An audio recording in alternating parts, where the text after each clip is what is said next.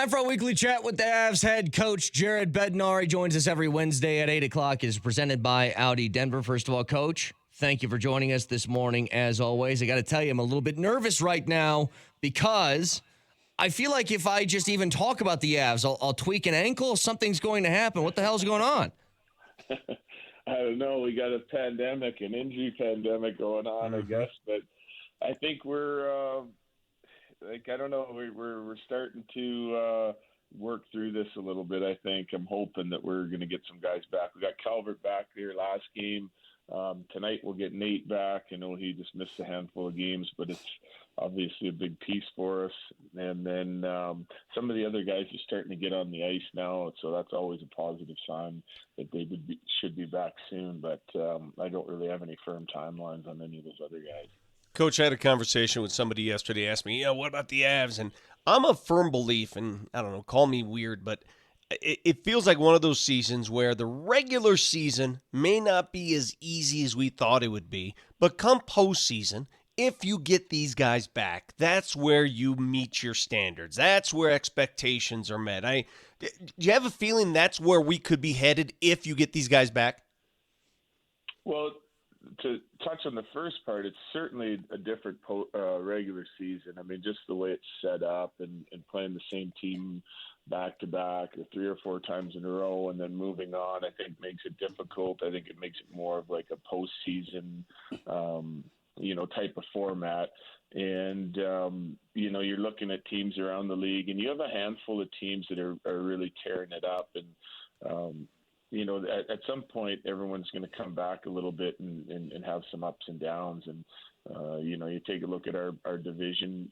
Vegas has been on a little bit of a tear, and then it's St. Louis, Minnesota, and us all with basically the exact same record. And it's 3 really good teams in there, and I like what we do on most nights. The one improvement area that we've really made this year from years past, and it's something that we talked about in training camp and really trying to improve on is our defensive commitment. Like that we want to make sure that we're getting stingier defensively and really putting importance on our checking, and it usually leads to better offense for us, and that's come. Our offense has kind of sputtered around a little bit, and we've had some ups and downs, but we just came off a great road trip, then had a couple not full 60-minute efforts against Anaheim, and we get 3 out of 4 points, and now we're on to Arizona. And I thought we played great the other night. We just they had a little luck on their side, and we didn't capitalize on some of our chances. So we got to go find a way to cure that and rebound from that here tonight. But we were on a little bit of a run coming back home here now, and we're at home for another 5-6 games here. So this is time to try and grab some points in the standings. Coach, you said it yesterday. Can you confirm that Nathan MacKinnon will be back tonight? I haven't seen him yet this morning, but that is the plan. Unless something changes here this morning, I expect him to be back in the lineup. Okay. And you know what, Vic? To go back on your question just from a second ago, the playoffs. I mean, for us, it's always going to be about the playoffs here now. Like we've established ourselves as a good team. And the regular season, you got to get in. You got to it's going to be tight just the way this thing's set up.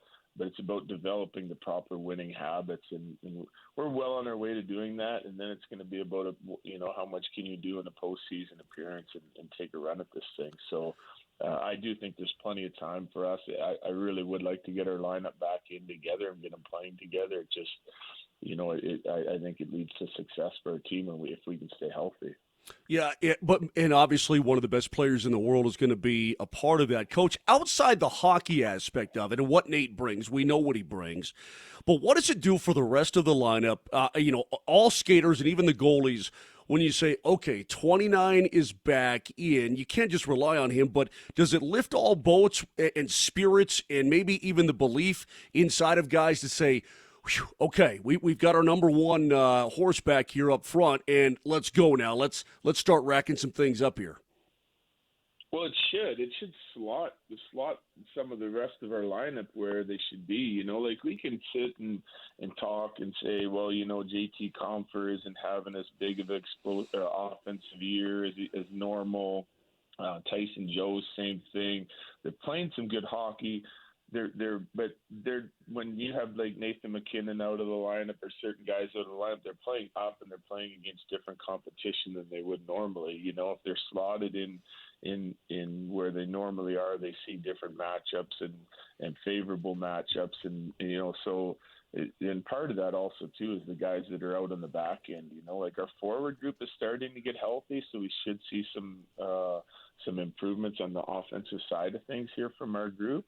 But the back end is still sort of beat up and missing 3 or 4 guys, the main guys for us. I feel like those call-up guys are doing a great job. But when you get Nate back in, it's just gonna, you know, we experimented with Mikko at center here last couple games, and he actually did a really nice job. And it's always nice to have another option that can drive a line as far as offensive production. He's done that with Nate out of the lineup. I think he had 4 goals, and you know, so we'll see some time. They're going to play together as a big line tonight, and I'm also going to spot Nate and Mikko in center at some other lines to help jumpstart some other players offensively. Well, on top of that, Coach, you were just talking about, you know, the blue line and some injuries back there. The one thing that you have had, what's your takeaway and what happened year over year for Sammy Girard? Because he's playing great hockey right now. He sure is. You know, it's a maturity thing. This guy prepares and trains as hard as anybody. If he spent his off seasons here in Denver working with our strength and conditioning coaches. Casey's done a great job with him. He's highly dedicated, and he focuses on getting stronger and quicker, and so he's really confident with and without the puck. I think he plays as fast with it as he does without it. He's improved his defending every year. He's very difficult to hit. He's got great escapability when forecheckers are coming at him. So he needs a touch on the puck, and he can get in and out of his zone as good as anyone in the league. And the analytics will back that up. And when you're not playing in your zone a lot, then you get to go have fun on the right half of the rink, and that's what he helps our forwards do, and him himself and his partner. So, you know, the more D you can have like that, that's what we're missing a little bit out of our lineup right now. When you're talking about guys like Makar out, you spend a little bit more time in your zone because they're not as you know, experienced at breaking the pucks out like a guy like Makar is with his skating ability, and then you spend a little less time in the offensive zone. And we're starting to tilt it back in our favor here a little bit in a lot of these games. So hopefully we can get some of those guys back, and then they'll just keep helping us in the long run. You know, Coach, great question. Hold on, one second. Great question by Brett, though. Back to Sammy G.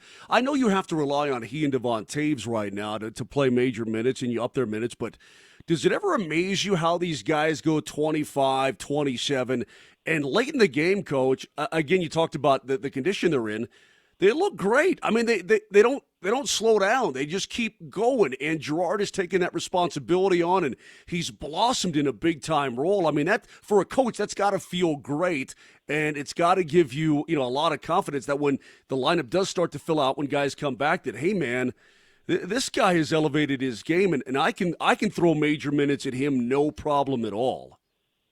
Absolutely, and you know, that's the thing. If you need them to, if you got guys that are struggling or having an off game, or you know, you want to have the other options that you can that are getting the job done, and you don't want to play. You don't want to tax guys like Devon Taves and Girard and Makar to 25 to 30 minutes a night every night, but it's not a horrible idea to do it, you know, 50% of the time, really.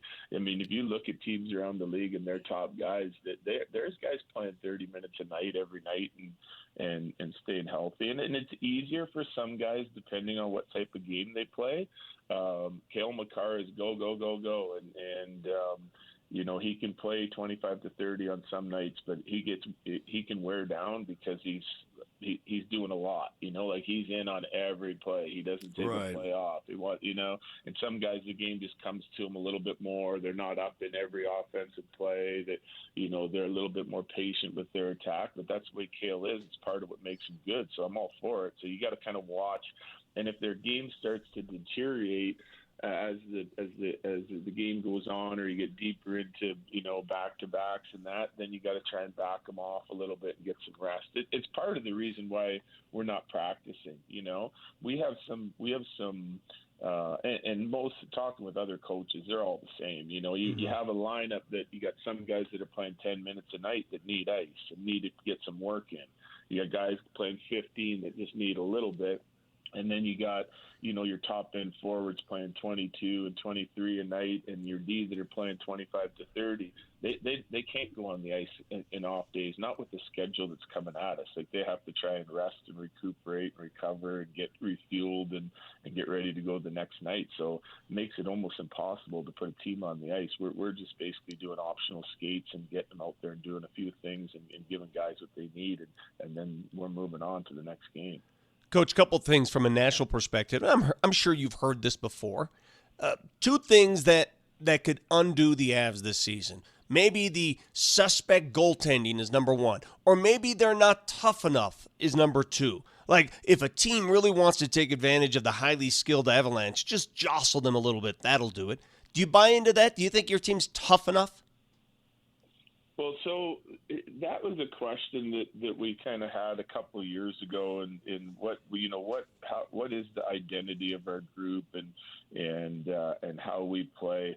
I think we can get harder to play against on a nightly basis. I think we have, if you rip through our lineup and you say, well, Val Nichushkin, Matt Calvert, Brandon Saad, Nathan McKinnon, Landeskog, Rantanen, Kadri, Donska. We have some big bodies up front. I don't think we're hard enough on opposing teams' defense. We're hard to play against with our skating and our ability. That's part of it. We're tenacious on pucks on the forecheck, and we're always hounding pucks. Like, we skate pretty well as a team on most nights, and we're we're on pucks in the offensive zone, the neutral zone, or the D zone. So that kind of makes us tough to play against. We're not tough in the traditional sense of the word, where we're going to jump in and fight everyone or finish every check or out check everybody. From a physical standpoint, I think we do ramp that up come playoff time. I had questions even the first year of our rebuild, and we went into Nashville series and we were physical. Guys like Kerfoot and Jost and they were highly competitive. The question that will come is, if we can't stay healthy, are we tough enough? Like, are we physically tough enough? Are we big enough? Are we, you're tough enough if you can stay healthy and play. We ran into some injury troubles late in the year last year, and then again in the bubble, and now again this year. So that is it the same guys? Is it, it's a fair question. Are we physically tough enough to get through four playoff rounds and win a cup, and we don't know. I don't know that anyone knows until you get up and try to get through it. One year of injuries doesn't mean you're going to be injured forever, but we're stringing together quite a bit of time here with a lot of injuries, so it's something that we'll have to look at and evaluate. Then so go ahead. No, that's it. It's Coach Bednar. He joins us every Wednesday at 8 o'clock. The last thing I was going to ask you, Coach, and this hasn't been confirmed, so I won't ask you to comment on this if you don't want to, but it looks to be that NHL and ESPN have agreed to this 7-year deal for rights broadcast. The only thing I want to ask is, when you hear this, does this make you happy? Is that something that you're in for? Everybody loves this theme, right? We'll take that, absolutely. Hey, you want me to go get my guitar and I'll just play a song for you?